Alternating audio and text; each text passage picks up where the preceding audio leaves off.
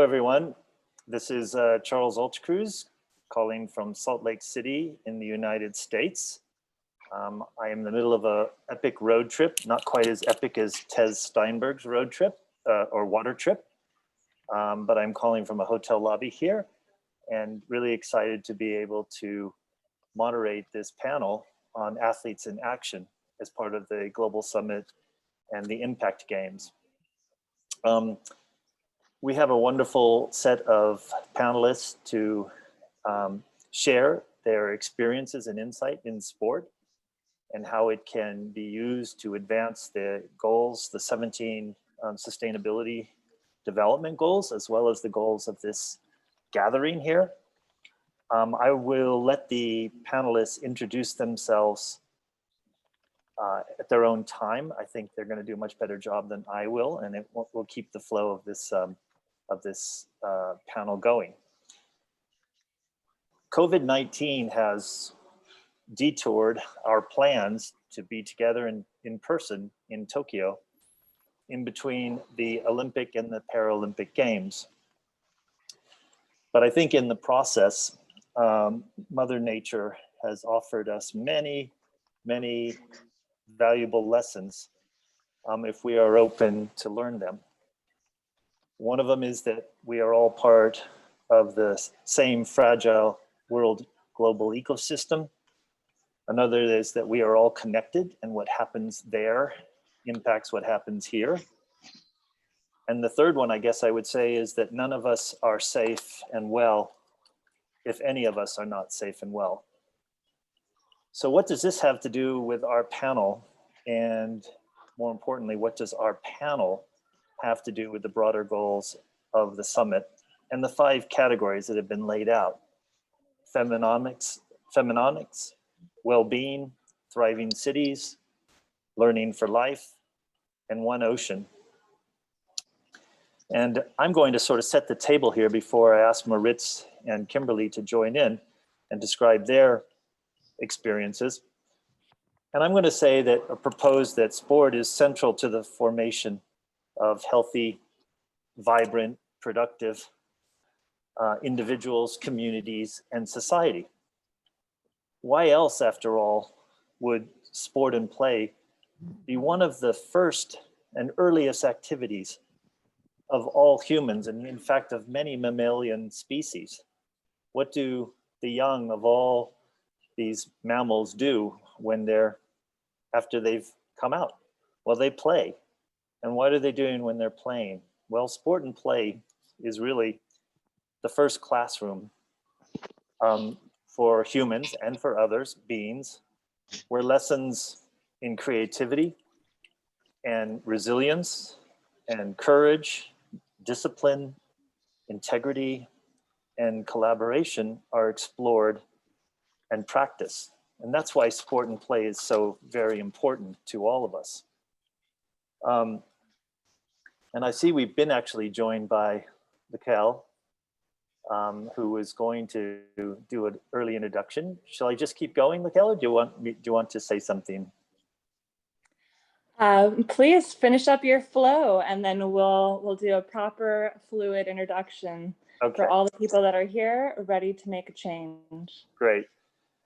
I'm just sort of setting the table and talking about why sport and play, why our panel, why athletes in action, and why it's important to both our gathering and to the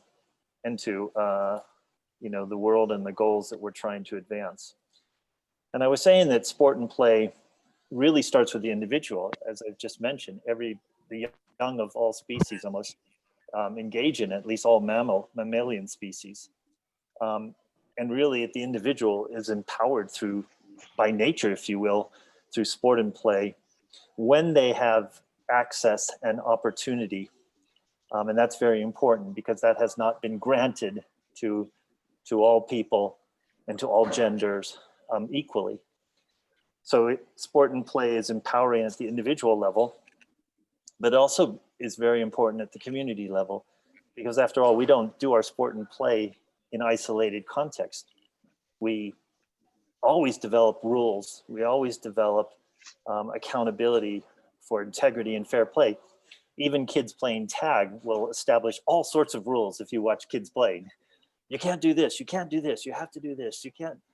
And what they're doing is really practicing how to be part of a community, how to practice their sport and play in a broader context. And that's really important for learning how to respect rules and to participate in a broader context where we aren't just individuals saying, well, I'm going to do my thing and Charlie Altekruse first and damn the rest of the world. It doesn't work like that. Which is the third part, is that when organized on a global scale, sport and play can really promote understanding and fellowship and peace. It may not be a panacea for all of our issues, but it does reveal to those participating our common bond, in some ways our common destiny.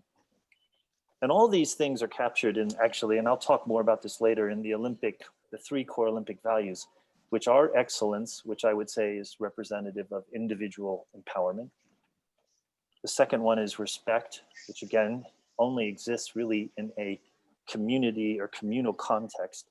And the last one is fellowship, which is really global peace and understanding. So it's no surprise to me that the Olympics emerged about 3,000 years ago in ancient Greece at the same time where these other dynamic institutions of individual fulfillment and individual expression came out. We had, at that time, we had democracy in the political sphere. We had Socratic method of teaching and education. We had art and drama and philosophy, and they all were united in placing the individual as the driving force of society, not church, not your clan, not your business relationships, but the individual pursuing their personal means of expression and fulfillment. And in fact, in ancient Greece, they had the idea of a well-rounded, vibrant citizen was one with a balance of course, mind, body, and spirit. We've all heard that. And so I come back to the question: how does our panel fit into the impact games, into the summit? How does it fit into the needs of the world? And I would say, to meet the challenges of today, more than ever, we need to teach and to trust those core values, those core powers that are learned in sport and play, and trust them to heal the world. And with that, I'd like to pass on to Laquelle to introduce some of the athletes that are going to be speaking today and sharing their sport experience and their sport insights into how that will advance the goals of this gathering and the goals of the 17 Sustainability Development Goals. Thank you, Charles. Just to continue off of that for a little history, the Global Summit has been an ally to Passing the Torch initiative for numerous years, and as a bedrock and home of global sustainable movements, the Global Summit slogan is humanity in action. So it's very, very befitting that we are all here today. This particular panel is addressing the question: how do we use this discipline and commitment to create the change the world needs? Every single person here has committed their life and disciplined their body, their mind, their spirit, and channeled their drives to really change the world and ripple out the impact that they want. We have 4 panelists: Kimberly, Tez, Moritz, and we'll be going through individually. And as well, Charles will be helping moderate and is the chair here. One last note is really just how we need, as Humanity in Action, to really translate where we've channeled all of our action outwardly into more collective power. And this, as was said, much like the Olympic motto of faster, higher, stronger, we need to collaborate in all efforts for the 2030 Sustainability Development Goals. And it really, really is going to take everyone being responsible individually and collaborating collectively. So shifting our powers from competition and sport more into the sport of this collaboration. And with that, I will pass the torch, metaphorically speaking, to our first panelist, Kimberly I don't want to say her name incorrectly on the last. I'll let her introduce her last name. It's very important. But Kimberly, who is an athlete in action, a writer, a filmmaker, a chief steward, and between Waters Media, she has also participated in the 1980 Olympic swimming team. Feels a little bit like everyone here is on that Renaissance tip for a big paradigm shift. So let's go ahead and have Kimberly take us off into the next realm of how we can work together to change the world and what we need.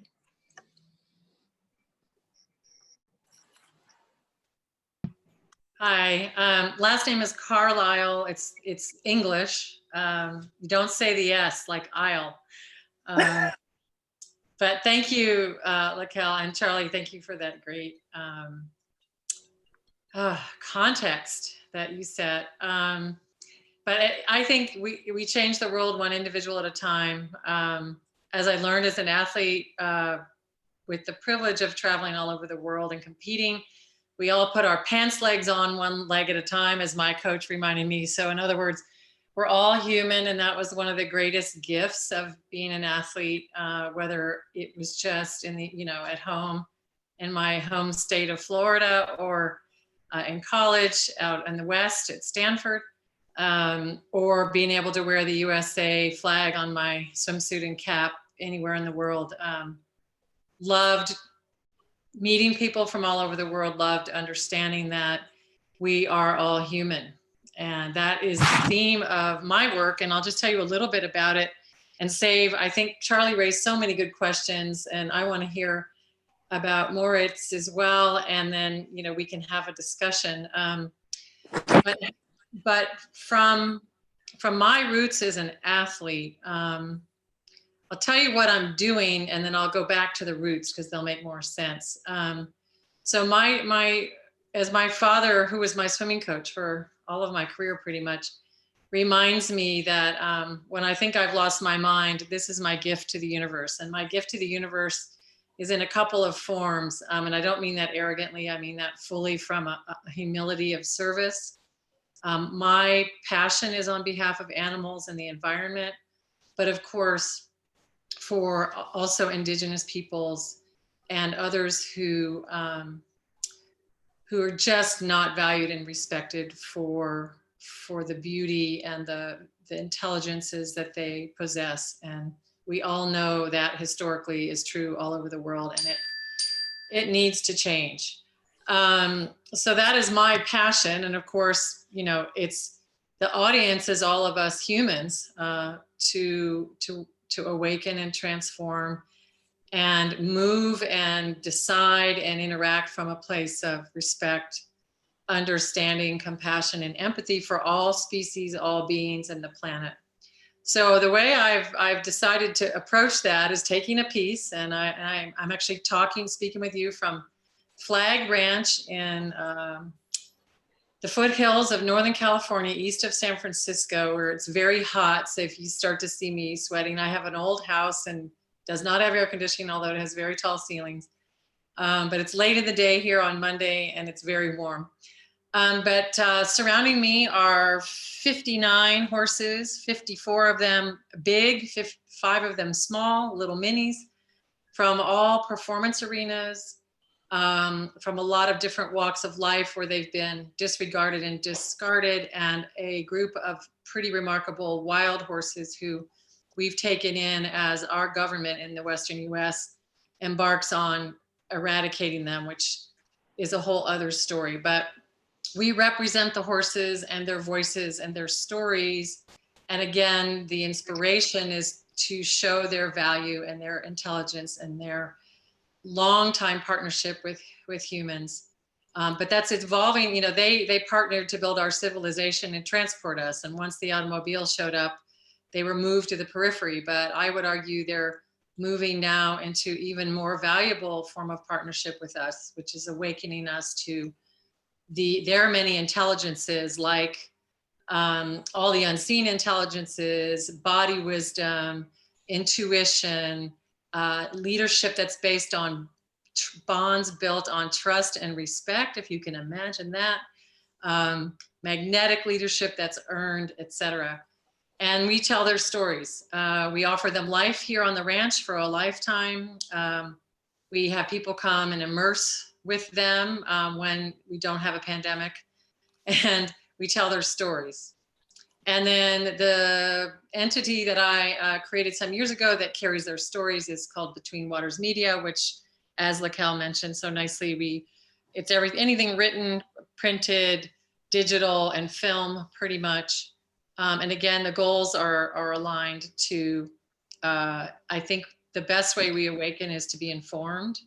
A lot of us don't know what's happening in lots of dark corners of the world, and it's a hard place to look, but when you do, that's when change begins. So that's what I'm doing, and I can talk more specifically about other projects as our conversation goes on, but I would add that connecting it to sport, three places that three seeds that I would identify. I already mentioned the one about being able to travel and understand that we are all human, which I think is one of the most beautiful celebrations of the Olympic Games, for example, where we all come together in greater understanding. As I mentioned, I was a Florida kid, and I happened to notice a lot of thoroughbreds training on the racetracks around my home. And I just felt like when I was about 8 or so, that they raced, paced, split, recovered, trained very much like I was training, even when I was little.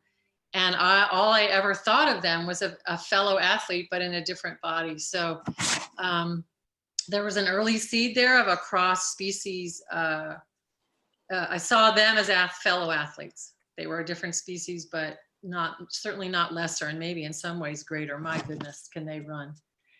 And then I would say, and Laquelle, you introduced me, I didn't technically compete in the Olympics, unfortunately. I was on the 1980 team that boycotted. I didn't boycott. Our teammates didn't boycott. Our president boycotted. I love him, but I don't like that decision, Jimmy Carter. The Soviets were in Afghanistan in 1980, and full circle to 2020.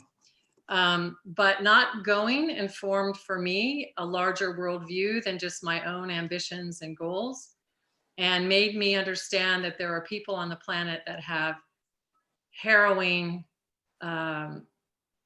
traumatic lives. And I should be grateful, and we should all be aware and take a piece and do something to make our world, back to the Olympic motto, a more peaceful and better place.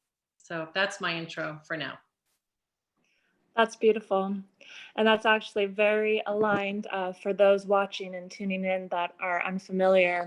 In the Olympic Charter, one of the philosophies is really the sport of being at service for harmonious development of humankind. And that is truly the spirit that you embodied in your share. And all of this for a view of promoting a peaceful society concerned with preservation of human dignity. And that is truly full embodiment, what you shared. Thank you so much for that. Next introduction is also very exciting, is channeling discipline and getting a completely different, unique perspective, as we are all unique stars made of stardust. We have Tez. I will attempt your last name. Again, correct me if I say your name wrong, anyone here. Tez Steinberg actually rode solo and unsupported across the Pacific Ocean from San Francisco to Hawaii. And he launched the United World Challenge to inspire others to believe more in themselves and the opportunity of better tomorrow through kind of looking past our own limitations and pushing into new realms. And I think this is a great segue from in the Olympianism spirit of body, mind, and spirit. You started off with spirit, and now we'll go into body. And Tez, please enlighten us on how we can work together in our own individual capacities to channel towards the limitless potentials and possibilities for the future. Laquelle, I actually think Tez is not joining us because he is in process of rowing across the Pacific right now. So I think we're going to see a video of him towards the end after we get done with our panel. So I think Moritz is up, if I'm not mistaken. Well, you know what? I was rowing on my own lane there. That's fine. I jumped in a little bit late, so I look forward to jumping into those waters later with the video. So actually, now, as you so wonderfully informed me, thank you very much, Charles. Moritz, let's do a nice little intro for Moritz. And Moritz, I will not try to attempt your last name, so please introduce yourself as well. But athlete in action at World Marathon Challenge, partner at BITKRAFT, a VC fund for gaming and esports. And he is the leading venture capitalist firm for gaming and esports. All right, Moritz, let us know in the spirit of game how we can really bring our spirits up from all this negative proliferation of data and information overwhelm into the spirit of humanity and connectivity for a better tomorrow. Thank you so much, Laquelle and Charlie and you know, Kim, for the nice words so far. Charlie, I'm going to pick you up on your setup around play, because you know, as you're coming at a lot of things as a gaming and esports investor, you know, it's sometimes it's hard not to think about play and what that means. And I really like your definition. You know, in the end, everything we do can be reduced to either play or work. And the way I look at play is it's experimentation in a safe environment, right? That's where you actually learn skills. That's where you grow. That's where you change your mindset. And then in contrast to that is work, where you apply the learnings that you've gathered during play.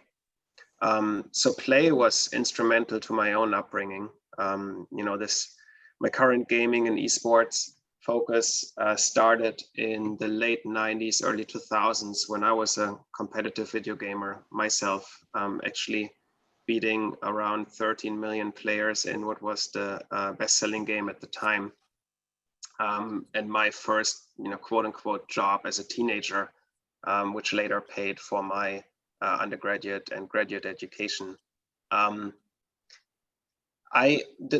This passion for play probably was and the competitive gaming probably was my foray into really thinking through life with a lens of excellence. I grew up in a family with both my parents and my brother having dropped out of high school.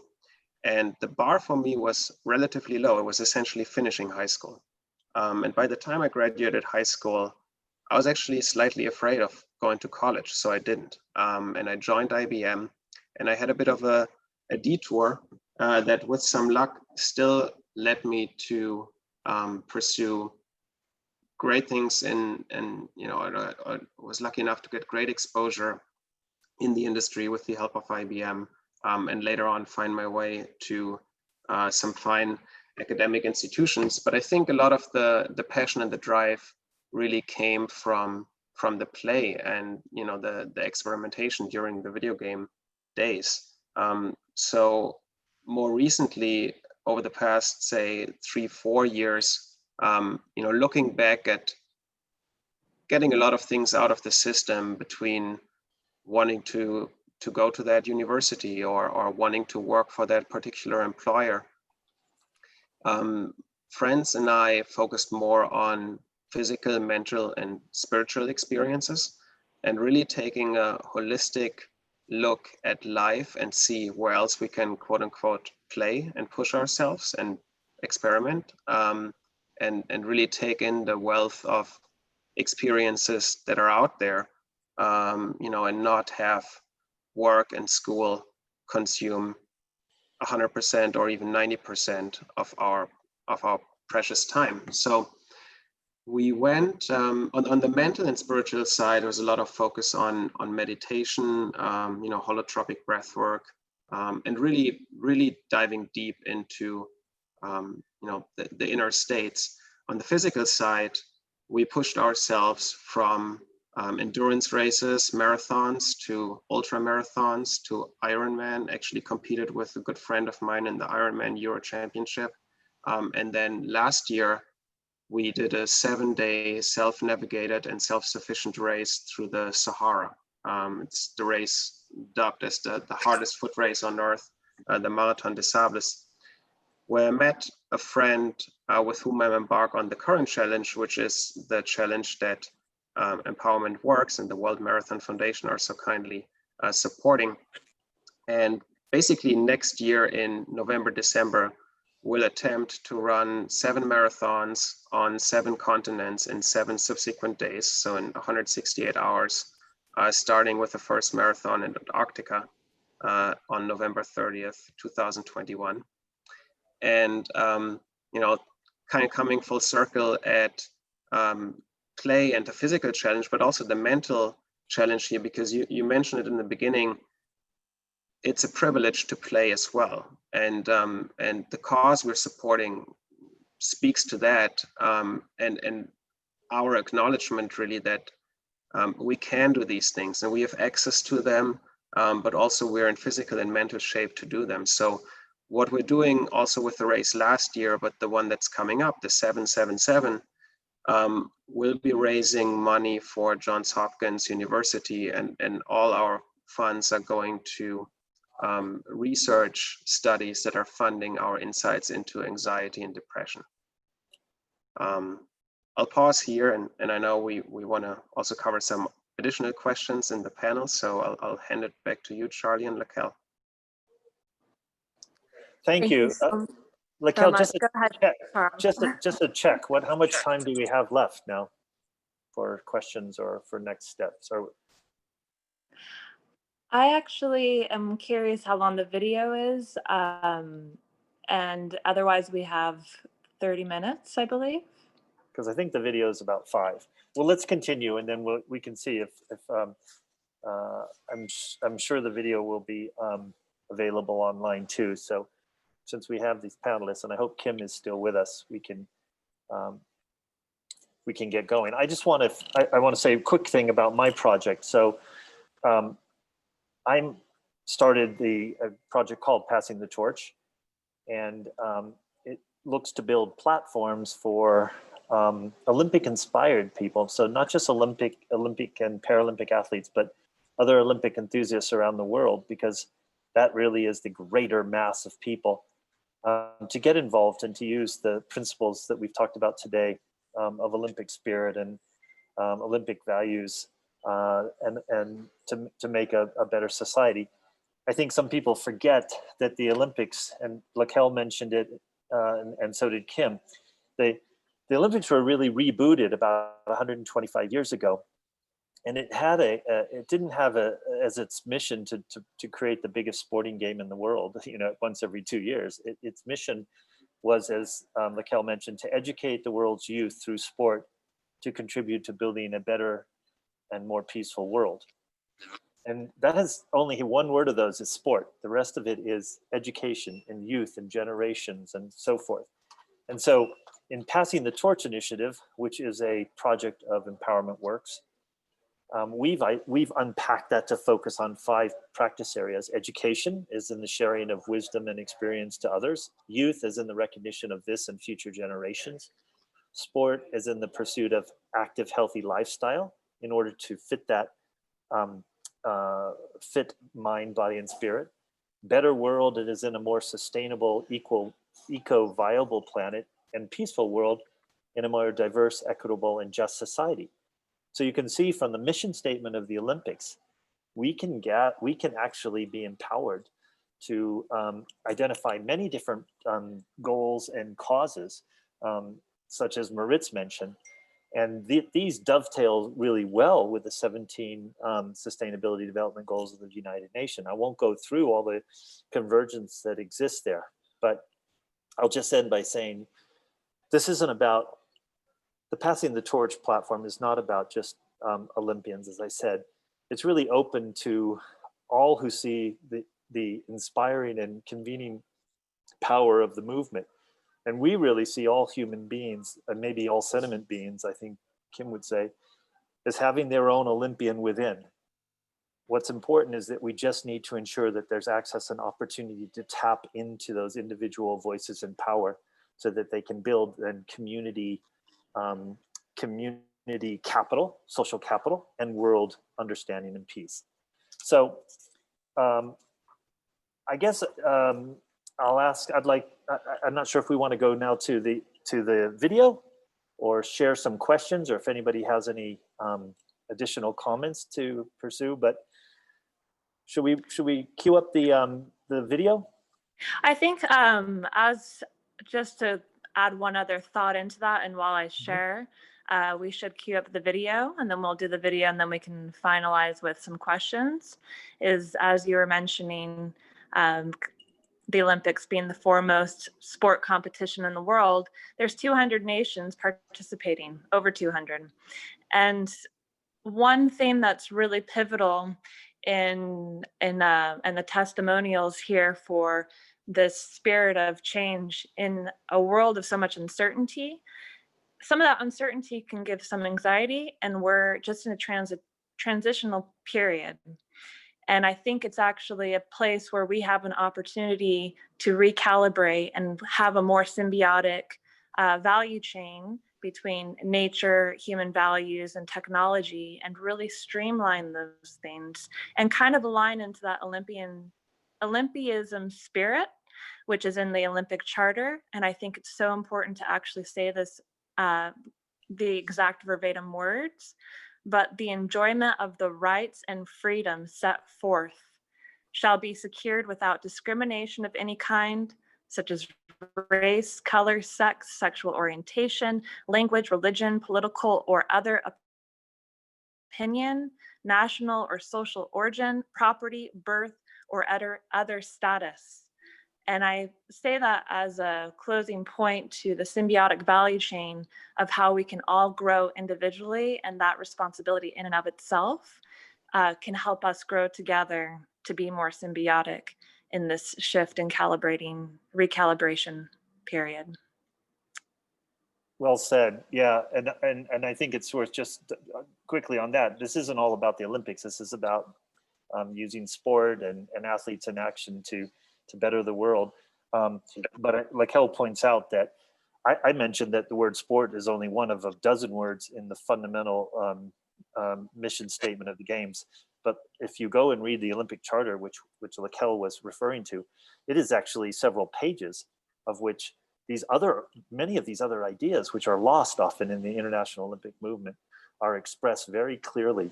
So one of the things that Kim and I and others are interested in doing is let's bring those back alive. Let's make the International Olympic movement a movement of ideas and actions that support a bigger goal. It's not just about a games that take place every 2 years for 2 weeks.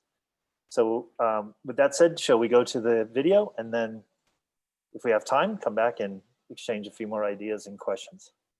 Yes. Do we have the technology to do that?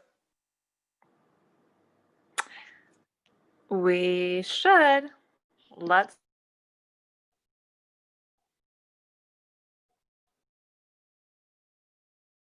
look at that.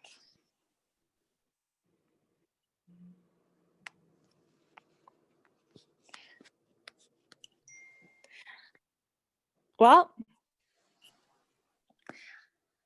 we'll work on that right now. And why don't we do some questions? Okay, I do want to ask Moritz a little bit, because I attended a conference 2 years ago, Olympism in Action, and there was the first time that I really saw representatives from the esports world at the Olympics or within the Olympic movement. And on one hand, I sort of thought, oh my gosh, is this not the opposite? Is this not taking people away from the physical world and sort of taking out that body part of the mind, body, spirit equation? So share with us how you feel that that esports will actually, create the kind of healthy vibrant, productive individual, community, and society that I mentioned sports and play can lead to? Yeah, I mean, it's a great question, and it's it's a very common perception or maybe misperception of professional gaming. Just to kind of like set the stage, today the gaming industry is $160 billion, which is actually almost larger than linear TV and twice the size of music and film combined. Professional video gaming is now, by many metrics, today the most watched sport globally. It's already watched more than basketball in the United States today. Sometimes it's baffling to just marvel at the sheer size of where gaming and esports have become. With regards to professional gaming, you now have teams and athletes, and I call them athletes because from my perspective, they perform at absolute peak levels. Many of them playing as much as 10 actions per second, whether that's keystrokes or mouse clicks. But these professional teams now have nutritionists, they have masseuses, they watch competitive team recaps, discuss them together, discuss new strategies together. They use eye tracking software and correlate it with to optimize repeats. And in the end, this is, absolutely, it's a sport, but a sport that's played primarily on a digital level. These athletes compete primarily mentally, also physically, because obviously there's still a physical component to it, albeit not as much as what one maybe would call traditional sports. But for me, even as a somewhat experienced gamer, I would rather face Cristiano Ronaldo on the soccer court, and I'm not a talented soccer player. I'd rather do that than play the best competitive gamer in their game of choice, because I think my chances of beating Cristiano Ronaldo are much higher. Esports are now played at such an intense competitive level that it's even for a casual gamer or even for an amateur gamer or someone who plays 8 hours every day. It's an incredible ceiling to break through into the professional world. Again, and just to throw around some numbers here, the top players, esports players in the world, have played 8 hours a day for years. This is a full-time dedication, full-time job. I probably played 6 to 8 hours for 6-7 years before I reached that's the same game. Sheer repetition, sheer training, perfecting muscle memory. And so is it sport at the same competitive level? I think that one can get a check mark. I guess it stretches the boundaries of the traditional sense of sport in a way that it has less physical and body movement. But then again, taking just a step back and looking what happens in society these days, there are a lot of things that are now requiring more a mental component than a physical component, including the work we do. And you might of sport digitized, and I think the notion that sport need be physical may be a fallacy. So from my perspective, is this a valid Olympic sport? I think absolutely. And we've seen side arrangements around the Olympic Games, not as part officially of the Olympic Games, esports competitions, but I wouldn't be surprised, especially with the Olympic Games coming to LA soon, to some extent, the Silicon Valley of gaming and esports, with a lot of the large publishers present here in LA. I wouldn't be surprised if we see it for the 2028 Olympics, or even earlier for the 24 Olympics.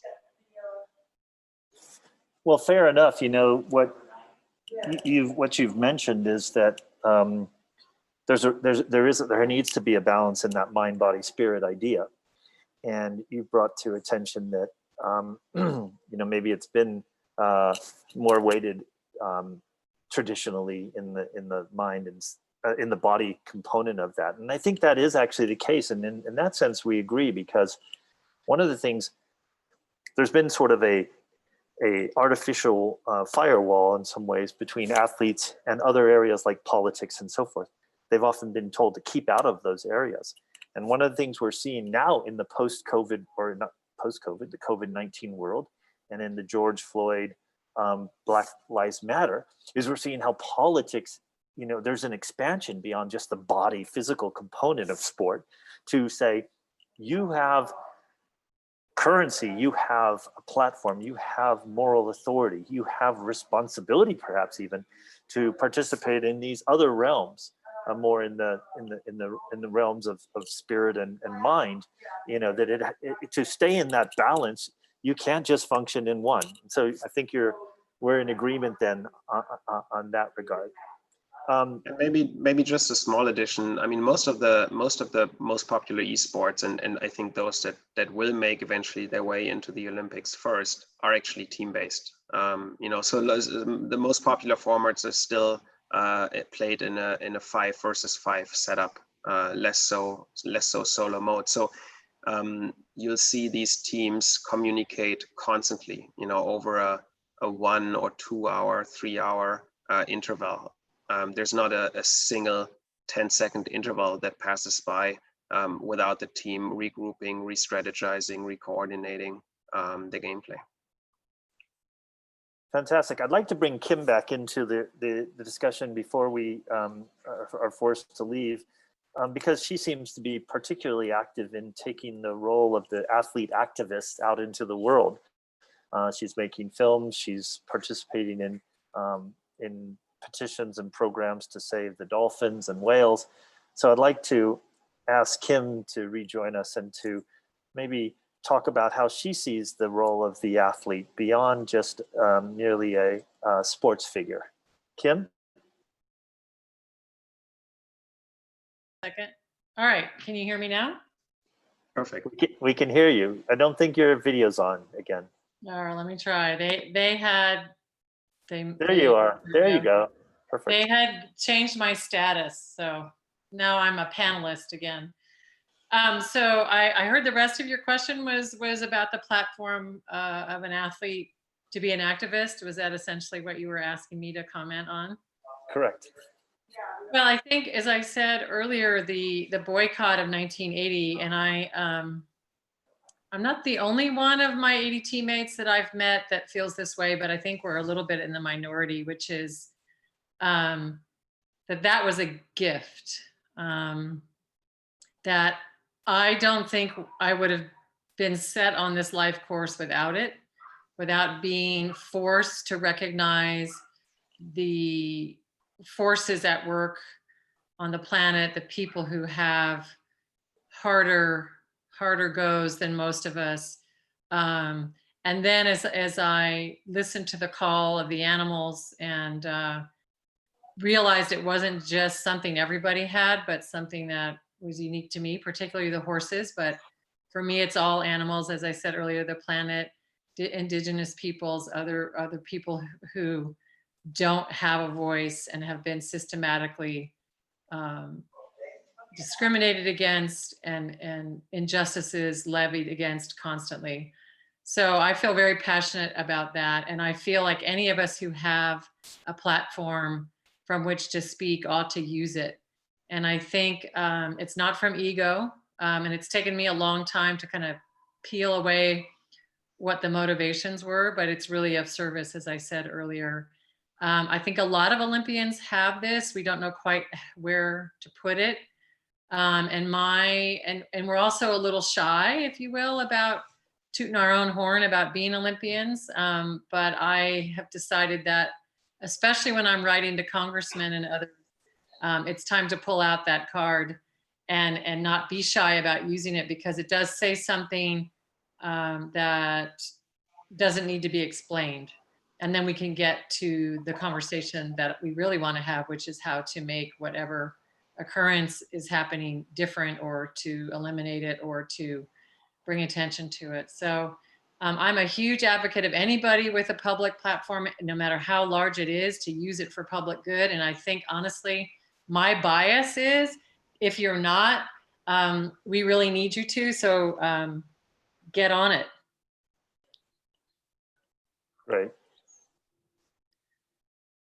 The earth needs us, the planet needs us, whatever piece we want to take, whatever inspires us. We, as Laquelle said earlier, 2030, it's 2020. We don't have a lot of time. Laquelle, do you want to take it out, or shall we? I do. Or does anybody want to comment any further on specifically how we can support the 17 sustainability development goals? I've talked a little bit about the 5 areas that I take derived from the Olympic mission and how those translate into and the overlap between many of them. Just as we end this panel of athletes in action, is there any last sort of final thoughts, Moritz or Kim, about how we can support these goals and the 5 impact teams?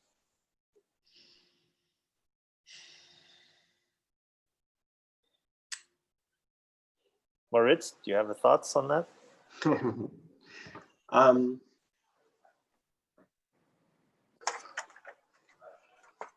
I mean, I'll wait for some smart words from Kim maybe, and then I'll chime in again. Yeah. I think I said all I wanted to say. I'm not sure there's more to say. Yeah, I mean, I think Charlie, you framed it so nicely, right? I think the way I always like to look at things is, there are many ways in which we can contribute, and there are,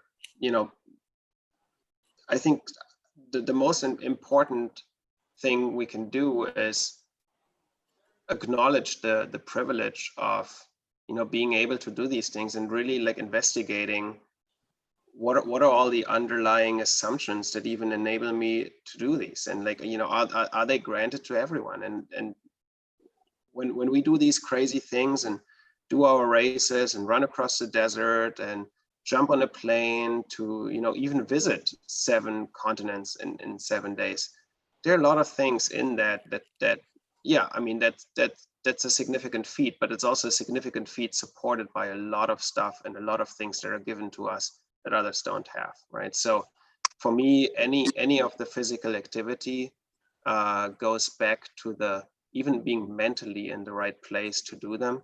And a lot of people are in a place mentally where they struggle with much simpler tasks, and that's not their fault. They may even have the same level of motivation and the same ambition, but it hits a mind that is challenged, or it hits a body that is challenged. So really thinking holistically and the energy that is inside us, that is given to us, that is not available to some others. What can we do to channel our energy physically and mentally to the physical and mental challenges that may hold back others to do something similar, extraordinary?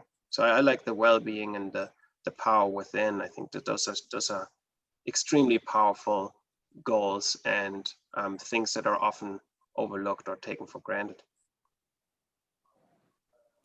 Great. Yeah, I think we've all expressed that indelible linkage between individuals, community, and global society. And that when they're in balance at each level, they need to be in balance at each level, for us to address some of the goals that we need to address. And I come back to the beginning where I think Laquelle was not there, but you just mentioned how COVID-19 in some ways is it's Mother Nature telling us again that we are all part of the same fragile world. We are all connected, and we are only as strong as our weakest link. And that we have to re-examine that in all of our relationships and all of our institutions, and all of our beliefs and practices. And maybe we go back to the beginning as cubs on the savannah watching them play and learning, the very first lessons in how to live as a vibrant, productive animal, and as a vibrant, productive member of a society. So that's it from my side. Laquelle, do you want to finish it off? I don't know. Yeah. I think we've used up our time here. Yes, we did. We did go a little bit over, but wanted to say thank you everyone who showed up, who tuned in. And this is everyone here today has offered their life work and everything they've disciplined themselves, disciplined their life towards humanity in action, which is the Global Summit. And that is why we're here. So if you'd like to participate, this is the Impact Week. We have 5 impact teams. They're starting today. And tonight, stay tuned for what's coming up next. We want to pass the torch into the evening, which is actually a great shift from this conversation of how we can be disciplined for change, as later the topics are race, equity, and humanity. And then from the soil to the rising sea, we are the solution. So please hold that spirit. Please invite the Olympianism spirit in. Please be an athlete for impact. And please keep tuned and participate and be a part of humanity in action. Thank you very much, everyone. Thank you. Yes, I go. Thank you, Moritz. Thank you, Kimberly. Thanks, And Nicole. from here, the video will begin. Thank you, everyone. Bye. Bye. Thank you.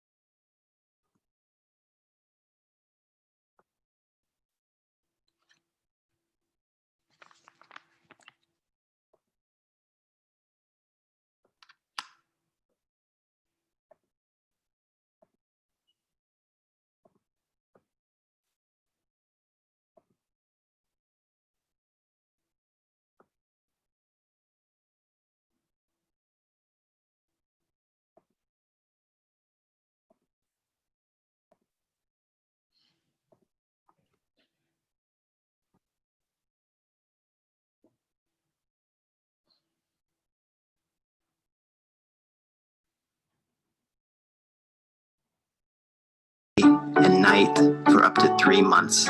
I'll carry all food and water to complete the 2,500 miles unaided, rowing straight through the Great Pacific Garbage Patch, the largest zone of ocean plastic in the world, sharing the story with you every day.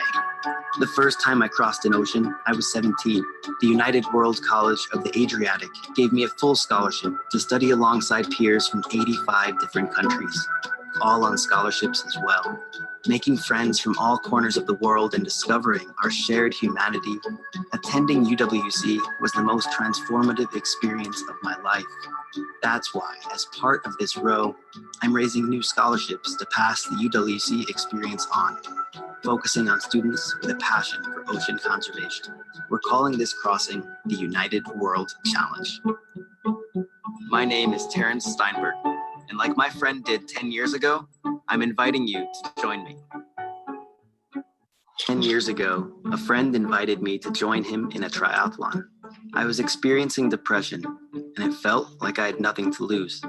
Racing gave me a new love for life. What began as a triathlon grew into a full Ironman, and then another. I've since run over 40 marathons, and even a 145-mile ultra non-stop. All of this was preparing me for something much greater. In spring of 2020, I'm going to row, solo, across the Pacific Ocean from San Francisco to Hawaii, a journey so hard that just 7 people have ever done it alone. There's no sail, no motor, just oars, day and night for up to 3 months. I'll carry all food and water to complete the 2,500 miles unaided, rowing straight through the Great Pacific Garbage Patch, the largest zone of ocean plastic in the world, sharing the story with you every day.